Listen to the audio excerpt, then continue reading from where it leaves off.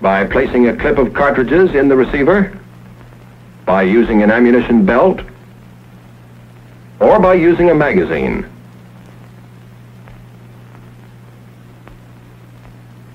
We'll use a magazine. One side is transparent, so we can see what's going on. Inside is a spring and this follower.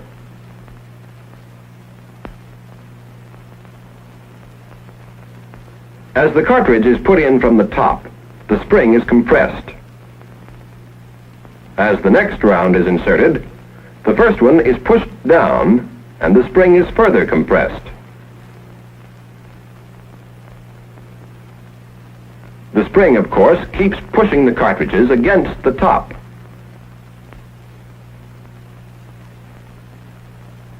But these lips prevent them from being pushed out.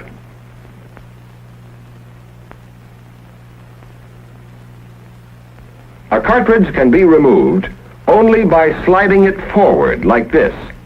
And once it is removed, the spring feeds the next one up into position. Now let's install the magazine into the receiver. The magazine is placed so that the top cartridge pushes against the underside of the bolt. When the bolt is opened, it slides back until the face of the bolt clears the rear of the cartridge. Then the cartridge is fed up into the path of the bolt. As the bolt comes forward, it strips the cartridge from the magazine and chambers it.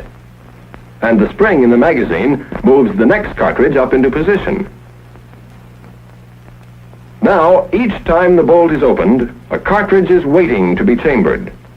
That's the last step in the cycle of operation, feeding. Our basic weapon is complete.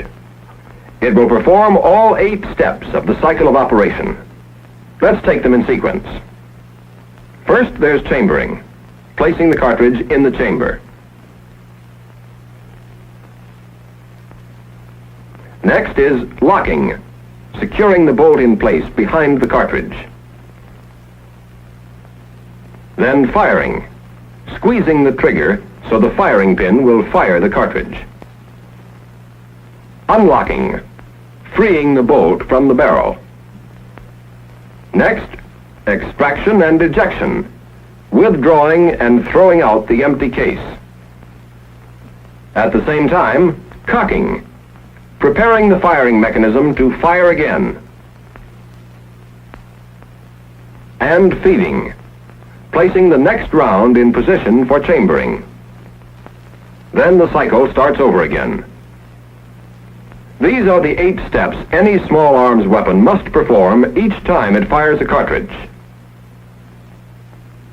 The steps may not always come in exactly the same order, and the means of performing them may vary. But regardless of the type of weapon, all 8 steps will be performed. And once you know the cycle of operation, you've come a long way toward understanding any small arms weapon.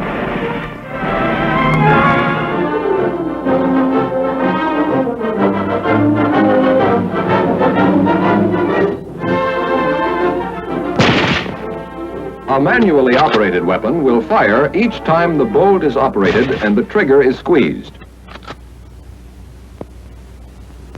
It's an effective weapon, but its rate of fire is limited. It can fire only as fast as a man can open and close the bolt. However, the rate of fire can be greatly increased by using the force of the explosion to operate the bolt.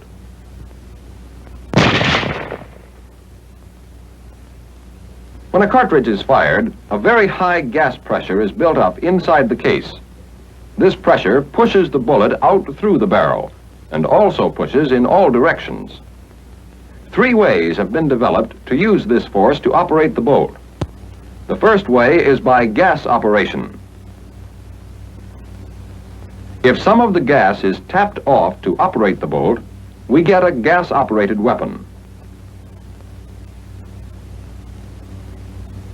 By using a model, we'll build up a typical gas-operated weapon.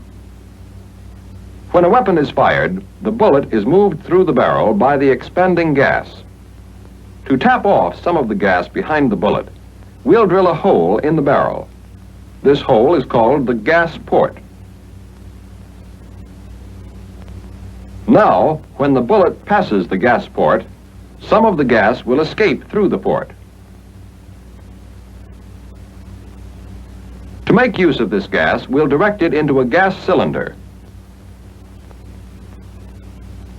Inside the gas cylinder, there is a piston which can move back and forth. When the gas from the explosion escapes through the gas port, it strikes this piston and drives it to the rear. To transmit this rearward movement of the piston to the bolt, we'll have to connect them. A part like this, called an operating rod, will do the job. The rod is mounted with one end attached to the piston. It passes through the gas cylinder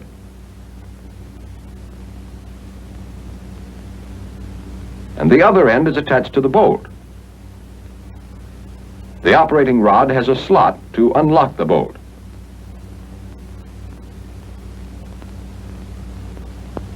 When the piston is forced back by the gas, it moves the operating rod.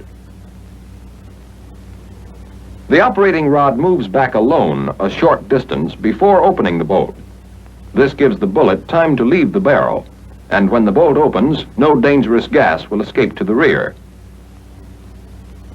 The rod moves back, and the slot cams the lug up and unlocks the bolt. As the movement continues, the rod pushes the bolt open. But that is only half the job. The bolt has to be closed again. One way to close it is to use a spring. We've placed the spring between the piston and the back end of the cylinder so that it is compressed with the bolt open. When the spring expands, it forces the piston forward, which pulls the operating rod forward and closes the bolt. Now let's see the whole action when we fire a round. Some of the gas escapes into the cylinder, driving the piston to the rear and compressing the spring. At the same time, the bolt is unlocked and then opened.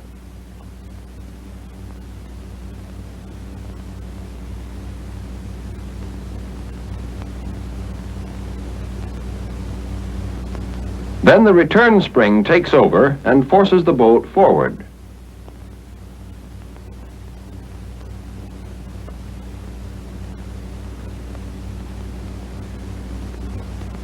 The force of the explosion has been harnessed, so it does all the work of operating the bolt, and we have a gas-operated weapon.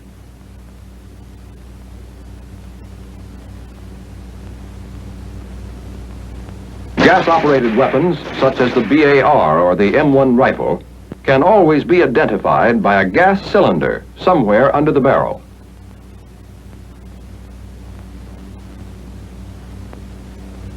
The second way of using the power of the explosion to operate the bolt is called blowback operation. As the expanding gases drive the bullet out through the barrel, they also push the cartridge case back hard against the face of the bolt. If this pressure is used to blow the bolt open, we have a blowback operated weapon. Let's build this type of operation on our model. To permit this blowback pressure to work on the bolt, let's remove the locking lug.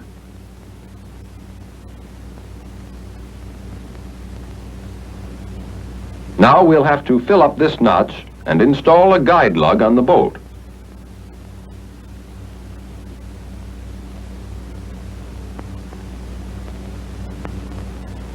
Now, when the weapon is fired, the bullet moves through the barrel and the bolt begins to open. However, the bullet leaves the barrel before the heavy bolt has opened enough to let any dangerous gas escape to the rear. To close the bolt, a return spring is again the simplest solution. We've attached the spring so that one end is braced against the receiver. The other end pushes against the bolt, and when the spring expands, it closes the bolt.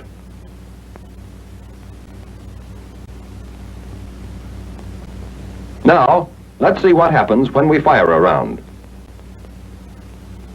The bullet leaves the barrel before the bolt opens. As the bolt opens, the return spring is compressed. Then the spring expands and closes the bolt. Once again, we've used the power of the explosion to do all the work of operating the bolt. But blowback operation is used only with low-pressure cartridges, because high-pressure cartridges would require a very heavy bolt. Weapons of this type, such as the M3 submachine gun, can always be identified by one simple feature. There is no positive locking device on the bolt.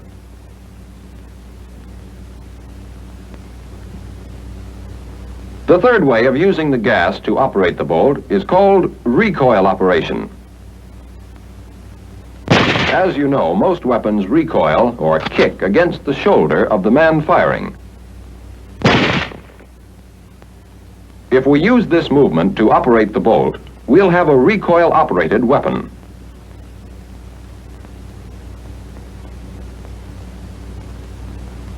To harness this recoil and put it to work, the weapon is placed inside a stationary housing known as the receiver.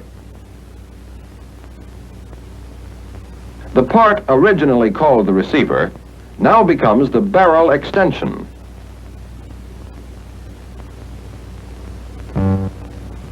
The barrel extension, and bolt are locked together and are free to slide in the receiver. Now the trick is to use this rearward movement to unlock and open the bolt. Let's first lengthen the locking lug to make it extend beyond the barrel extension and attach a catch. Now, to unlock the bolt, we need some way of pulling this catch down.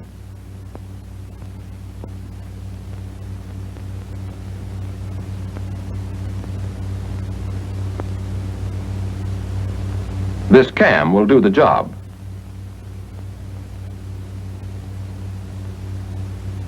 It has a camming slot which fits over this lug on the catch. The cam is fastened to the stationary receiver. Now, when a round is fired, recoil sends the barrel extension, and bolt to the rear. At the same time, the catch is cammed down and the bolt is unlocked. The barrel extension strikes the receiver, stops, and the bolt continues to the open position. To move the barrel extension, and bolt forward, we'll again use a spring. With the bolt open, the spring is compressed. One end pushes against the bolt. The other end is braced against the receiver.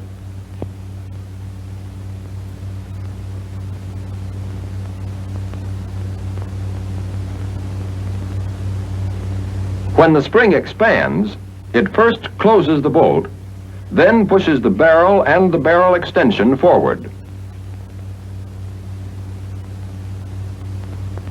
Let's watch the action again. As the bullet moves out of the barrel, recoil begins. It drives the barrel and barrel extension back, and the bolt is unlocked. When the barrel extension is stopped, the bolt continues back.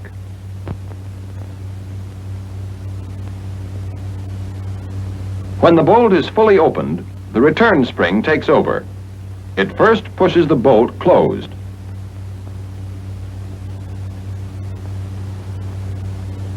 Then the catch slides up the slot and locks the bolt. The return spring continues pushing until the barrel and barrel extension have reached the forward position. Recoil operation is used on such weapons as the pistol and machine guns.